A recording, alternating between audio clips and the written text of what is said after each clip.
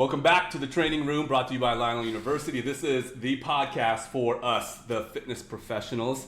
Joining me again, as always, is my co-host, Dr. Erin Nitschke. How are you today?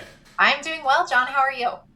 I'm good. And also, as always, I'm excited to talk to you about just stuff in our industry that is hopefully practical and relevant, hopefully interesting to hear about for our listeners. There's not enough of this. So when I say this podcast is for us, it's this sort of conversation, because I don't know about you listeners, but my friends don't want to hear about this stuff from me. They're not really interested in my hot takes on the health and fitness and nutrition world.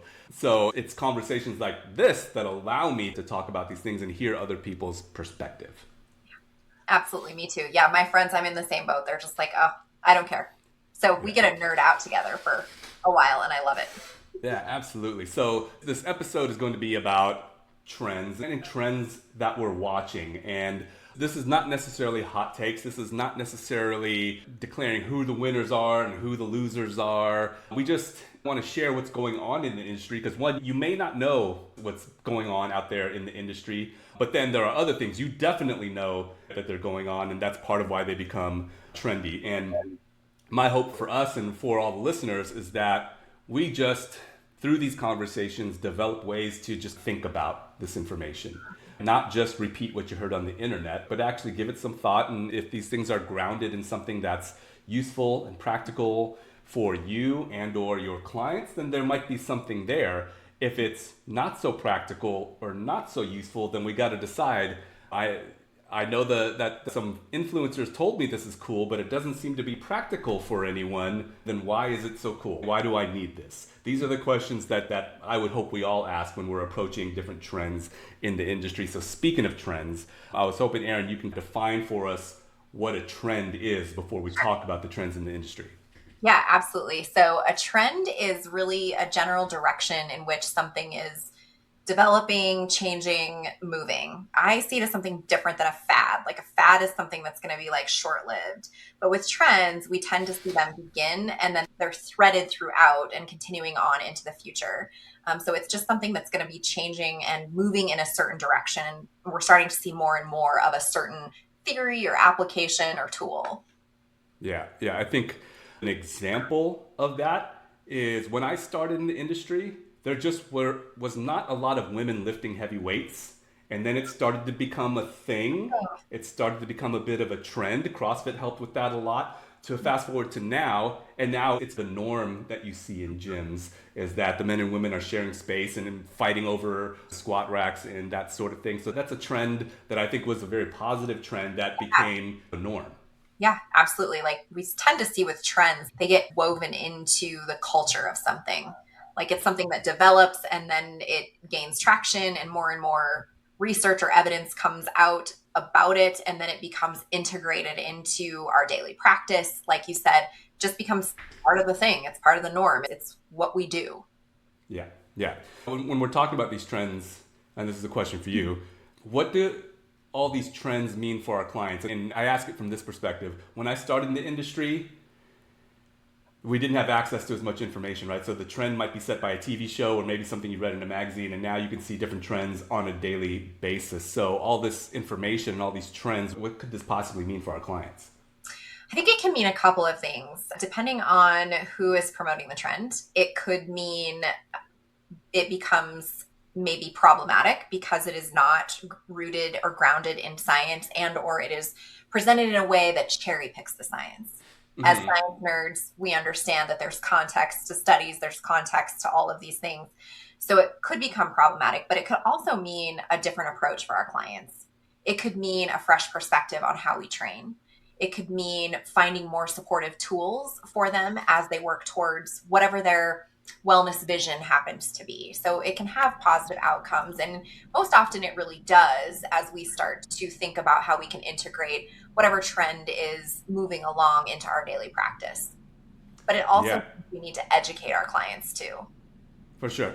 And I think you make some great points. And the whole cherry picking thing is probably at the root of why some things become trendy, because it's compelling and these trends are based in some truth. Sure. Now, Now, how much that truth matters, that's a whole other thing. So here's an example. You can tell me if you like this example. There was a time when people were being told, eat every couple of hours because of the thermic effect of food. Right? Stokes the fire. Yeah, the thermic effect of food means that your body's digesting food. It takes energy in order to break down food, right? So why not eat more often to keep that going? So that's not completely wrong, right? It is actually based in truth. But how much extra calorie burn are you actually getting? Is it more than just going for a 20-minute walk? Maybe not. So maybe just go for the walk. But if we take something and say, hey, you burn calories when you eat. If you eat more often, you're going to burn more calories and take advantage of this metabolism fire that you're creating with all these meals that you're taking in. That can sound compelling and also doable. You're telling me I should eat more often? That sounds pretty good. Yeah, sounds great. That I think is a perfect example of when something becomes problematic because yes, there is something called the thermic effect of food, but there's also something called blood sugar. Yeah. And we need to pay attention to that landscape as well. And that's something that did turn problematic for people. Yeah, so you see how we can think we're taking care of one problem and we're creating a whole other problem. So you're right about that. So what we're doing here is we're going to talk about a few different trends. Erin, I'll kick us off. I'll start with something that I'm optimistic about. This is the trend I'm optimistic about, and this is the trend of wellness in kind of the greater health and fitness and wellness world, but then also in our industry, which is compelling to me because the world of wellness, and part of what I mean by that is not just fitness. Fitness is a part of wellness, but wellness is related to just your well-being. How are you? Does your life feel good? Are you doing things that help you to be living a life with vitality, with positivity, and you're living in a way that you want to keep repeating? Right. So the fact that it's coming into our industry and being focused on a little bit more, I think is so positive because people like you and me, we know the numbers. We know that in the fitness industry, not that many people are health club members. Not that many people are actually using all these products. It's actually the same people over and over again that are buying gym memberships, buying the products, etc. And I'm definitely guilty of that. I'm the prime demographic for all that stuff. Right. But there's a huge chunk of the population that's not participating in any of it for a number of reasons. Maybe accessibility is one of it, but some of it is maybe what they're being offered in terms of health and wellness is just weights and heavy lifting and high intensity efforts all the time and just pure discomfort, right? Yeah, way to define it. So then I think a lot of people are not participating because the industry was not meeting them where they were willing to be met. And there are other things that can help someone to feel like they're living a better, healthier, happier life with vitality and friendships and all of those things, all the things that help to make a healthy, happy person. And now that the industry is not just acknowledging it, but building infrastructure in order to help facilitate these things, I see that as a really positive trend because at the end of the day, not everyone needs six-pack abs and muscles and all that stuff. We all need some strength, some functionality, all that stuff. But I think it's fair to say that a wellness practice and being able to be coached on some of these things and being able to access services and products that help you toward better well-being, I think those are all good things and a great move for our industry. And as someone who's been in it since the 90s, that's a huge shift in what we do as an industry. So therefore then should be a huge shift in how I might approach my own fitness business and personal training business. Yeah, absolutely. I love that. And I would agree that is definitely a trend to be optimistic about. I would say a trend that I'm optimistic about is the use of AI as your smart business assistant to be able to optimize processes or help you streamline things. I think we have a real opportunity to harness the power of that, but not allowing it to eclipse what we do on the personalized end of things, but just allowing us to streamline some practices or identify where we've got loopholes in our business or how we can better establish onboarding and workflows and things like that. I'm optimistic that will allow us to work a little bit smarter and give us more free time to really work with our clients and do the work that we love to do. Yeah, I agree with you. And one thing is when you've lived enough life, you've seen things come and go, and some things come into the world, and it's scary at first, right? I remember when the internet started to become a thing, Same. and people were like terrified of it, What and is and they would make movies about like the internet's going to take over our world and all this stuff, and that it seems so silly now because it's just a part of everyday life. That's just the internet exists in our pockets. It's everywhere, and it was something to be scared of, and a lot of the fears. Yeah, and I get it, right? I remember reading something where people were afraid that the mass production of books was going to inhibit people's ability to have conversation. And that, I don't think that happened. And I think most people would agree that reading books can be a good thing for you. our conversation? Yeah, absolutely, absolutely. So yeah, I feel optimistic about AI as well. I'd be a hypocrite if I didn't say that because I use it all day, every day in my work. All right, next trend, and this one I'm gonna say it feels a little overhyped to me, and this is just the culture of fasting and fasted cardio and fasted this and fasted that, and the reason why I would say it's overhyped is because I don't want to say that there's no utility in it. I don't want to say that it's completely not useful because you can certainly point to even some pretty legitimate studies that will point to some of the usefulness of an occasional fast. And there can be some good reasons. The reason I'm saying it's overhyped is because online, a lot of people seem to be taking this on as a lifestyle where once a month, once a quarter, once a year, they just drink water for a week and they don't eat. And then there's all these benefits, right? And again, you can find yourself some great science on autophagy. That can be our word of the day. And you can find some great science on how fasting can help with that. But as a general practice for most people, I don't think it's the thing that people need first in terms of making change in their life, right? Most people don't sleep well. Most people don't exercise enough. Most people don't go outside. Most people don't eat that well. So those would be the places that you would want to start, right? The basics. And a lot of these other things, although they sound really cool and your favorite influencer might be doing it, it might not be the answer to the issues that you're trying to solve. Maybe worth a try. These things they gain traction from time to time. This is something that's gained traction, but I think forcing yourself to not eat for a long amount of time, believing that fasted cardio is the answer to your weight loss woes is probably not the case. Now, if you like it, if you like to do an occasional fast, if it makes you feel okay, some people don't like to eat before they do cardio because they don't like to exercise on what feels like a full stomach. Totally get it. Yeah. But believing that this is a magic bullet is probably where the hype has to stop. And that's where I feel like it's gotten to is fasting, and this fasting culture has really caught on in a way where a lot of people are believing that it is a magic bullet. Yeah, I would totally agree with that. If it's something that you want to try and it fits your life and you feel good about it, okay. But it's not for everybody. It's not a one size fits all. And like you said, it's definitely not a magic bullet. It is not going to fix any problem if the basic foundation is not there. What's the longest you've ever gone with not eating?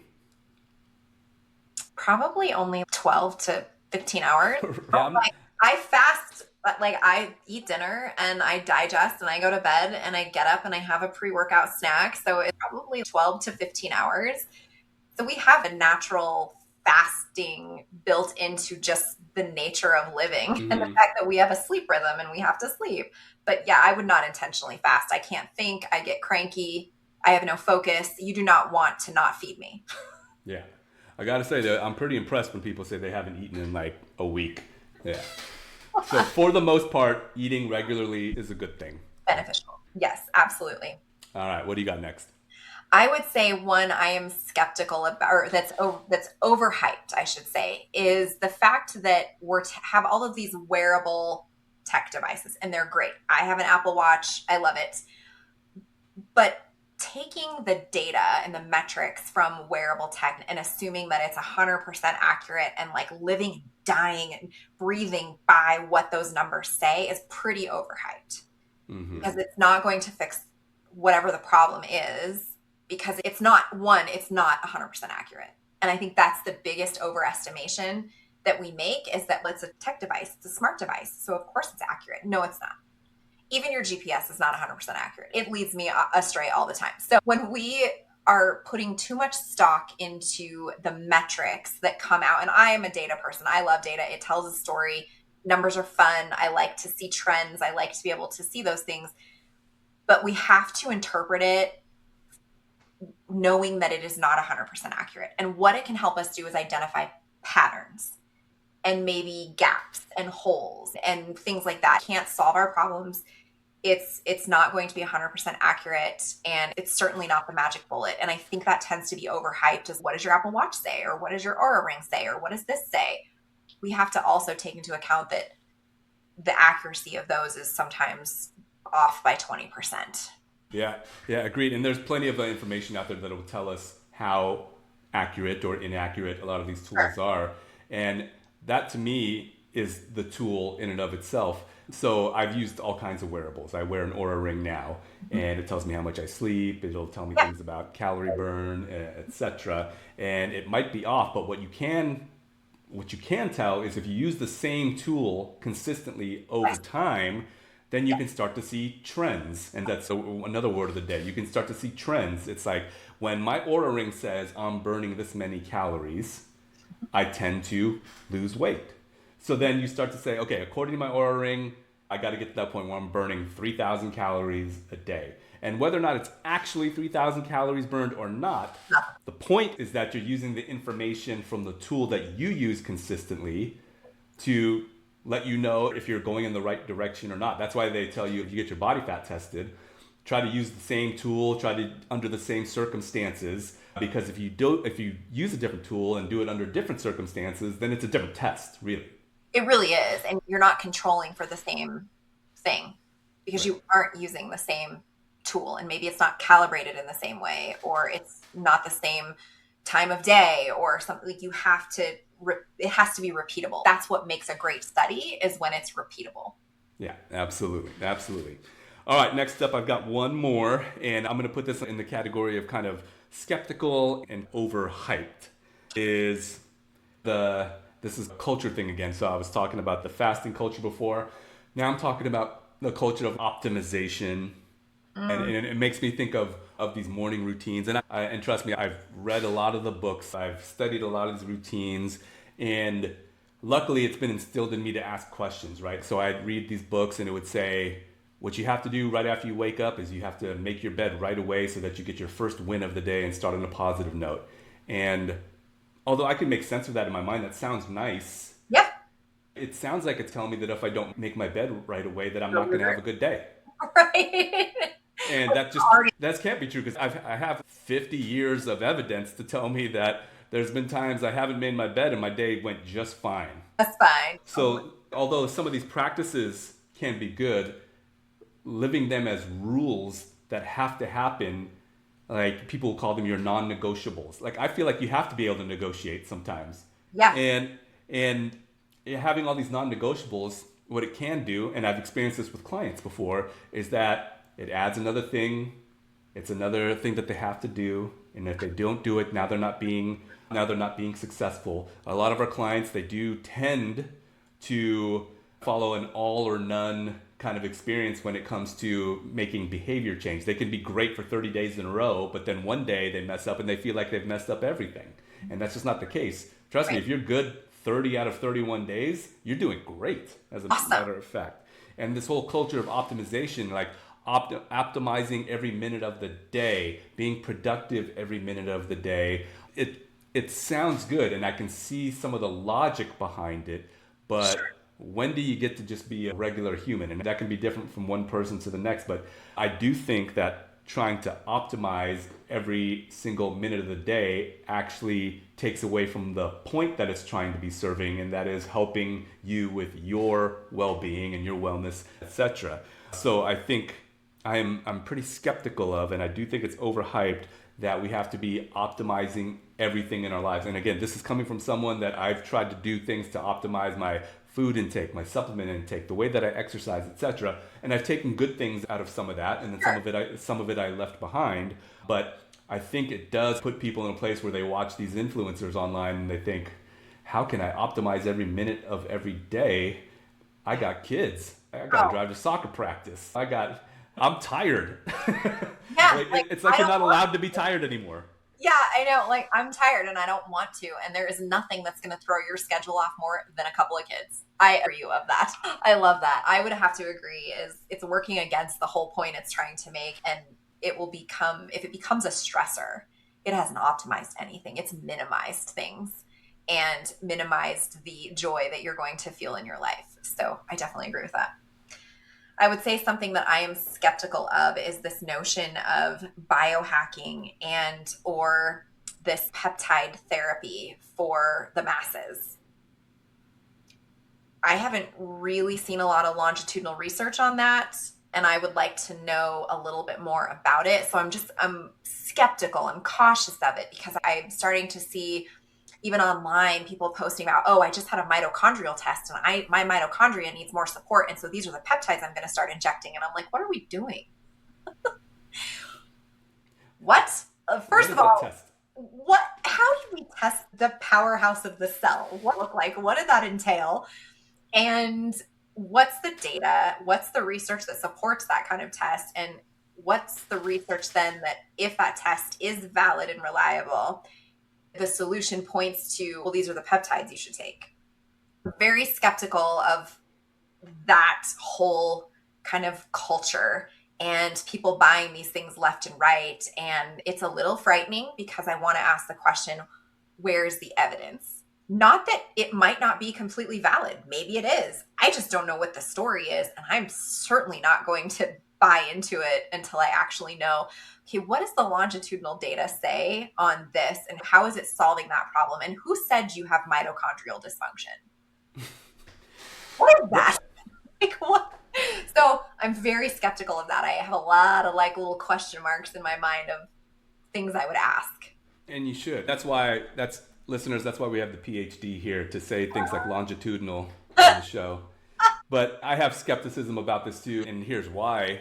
I get to talk to a lot of smart people. And so I've heard some great things from smart people about these very things. I tend to have some trust in that. Where I start to become skeptical is now all of a sudden, like every trainer in every gym is like, hey, guess what? I offer peptide therapy now. You How? do? How is that? Right. What? Where's your license? Yeah, and the marketing of it's all the same. It's right. You don't want to get some of these bum peptide therapies over here. You want to come and get mine over at Joe's Gym on the corner. How is that possible that happened? But this is the point that we're talking about here. We're talking about trends, and it's become a thing. People start talking about peptides. It's on major podcasts and things like that, and then it starts to become a thing. And although there's some validity to it, when things start to accelerate like this, like, how is everyone an expert on it already? And how are you? Who's your wholesaler that's giving Right. you this stuff to resale? I'm so confused on that. And anytime we get into the inject yourself with that, that's a little feels a little wobbly, a little sketch, and I'm not sure that that is for everybody. And I think people just need to ask some questions and really think through it and get back to the like, why, how, and why is this helping? Yeah. And how do we determine the powerhouse of the cell is not functioning? So listeners, notice what she's doing there. It's just question after question. And that's the goal with I think this podcast or this training session on here on the training room is we know that these things are going to happen. Trends are going to come and go, and the ones that can stay and stay relevant to us are the ones where we can ask questions. And if we find that we feel like there's good answers to these questions, then maybe it's something that we start to take on, dig a little bit deeper in, and maybe in the case of peptides or whatever, maybe it starts to become something that you do. But the thing about these trends is sometimes they catch on and then they explode. I remember a time just 10 years ago where no one was saying things like mindfulness or life coaching or stuff like that. And now everyone is a health coach. Everyone apparently can coach my life. And I just don't believe that. So I am highly skeptical. I do think that health coaching, life coaching, and all those things are valid, but there are people with licenses to do these things. And then all of a sudden, within a couple of years, everyone is like CPT slash life coach slash health coach slash mindfulness expert, peptide therapy, I'll etc. fix your life kind of a thing. And it's like, what are we doing? What's happening?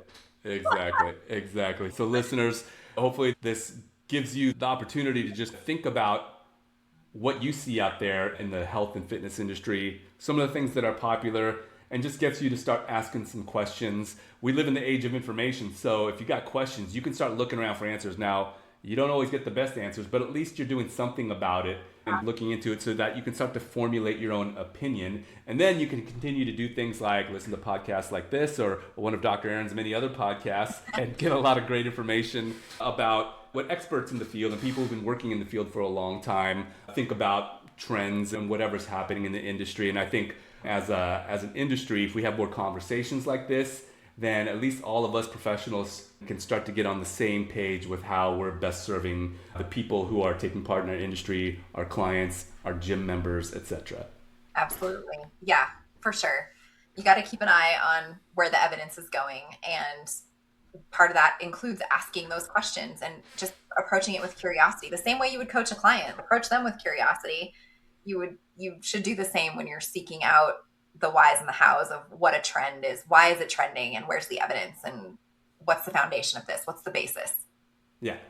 And it's okay if you got tricked because something seemed cool, by the way. Like Totally. it happens to the best of us. It just so happens though, if you're like us and you're in this industry, then I think it's on us to make sure that we're doing the work to understand and have some level of expertise where we can speak professionally about the many things that your clients are going to ask you about. Because guess who's going to be asking you about life coaching and peptides and all that stuff? It's going to be your potential clients. So you want to be able to have not necessarily a high level conversation, but a conversation where you have some working knowledge on the many things that are out there. I think this is useful. I got some new perspective on a couple of things here. So thank you, Dr. Erin. Thanks to all you listeners out there. Hopefully you got something out of this. And we hope that in future episodes, you start to be able to gain more insights, not just from us, but also from the many different guests that we're going to have on the show. Thanks again for joining us on The Training Room. We will see you next time.